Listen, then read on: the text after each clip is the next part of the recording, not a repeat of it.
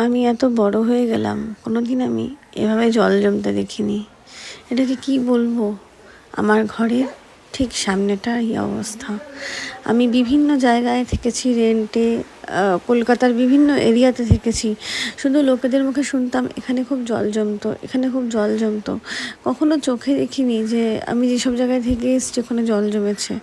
গতকাল রাত্রেবেলা প্রচণ্ড মাত্রায় বৃষ্টি হয়েছে। বৃষ্টির মাত্রা আমি শুয়ে শুয়ে বুঝতে পারছিলাম যে সারা রাতই বৃষ্টি হয়েছে। মানে যখনই যখনই ঘুম ভাঙছে তখনই বৃষ্টির আওয়াজ পাচ্ছি। আর সকালবেলা আমি যখন হাজব্যান্ডকে বললাম যে দেখো ওয়েদারটা তো ভালো নেই, ছেলেকে স্কুলে পাঠাবে কি না, তো আমি শুয়ে শুয়েই বললাম। ও বলল দাঁড়াও আমি দেখে আসছি কী অবস্থা, তাহলে সেভাবে গাড়িওয়ালাকে না করে দেবো।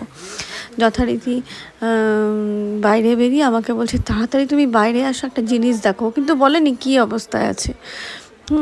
আমি এসে দেখছি পুরো এরকম একটা কন্ডিশন যেখানে নাকি লোকেরা রীতিমতো মানে সাঁতার কেটে কেটে পার হচ্ছে।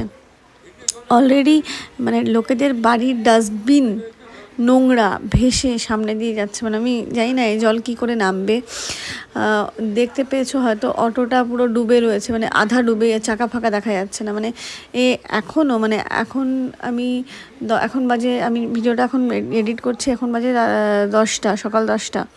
তো এখনও অবধি জলের একই কন্ডিশান। লোকেদের নিয়ে না কী হচ্ছে, যারা রেগুলারের খাবার রেগুলার মুদি সদাই এনে খায়, বা জলের ক্রাইসিস। আর ঠাকুর করে এখনও আমাদের কারেন্টটা যায়নি।